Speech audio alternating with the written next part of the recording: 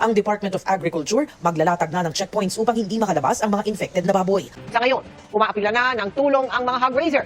Dahil sa matinding pinsalang idinulot ng bagyong Christine, isa sa pinaka-napuruhan ang bayan ng Laurel kung saan 10 ang naitalang patay. Alvin, alam mo, patuloy pa rin ang isinasagawang rescue operation ng iba't ibang ahensya ng gobyerno dito sa Lemery, Batangas. Devastates the Philippine province of Batangas, where at least 47 people were killed. The victims include 18 people who were buried alive in a landslide.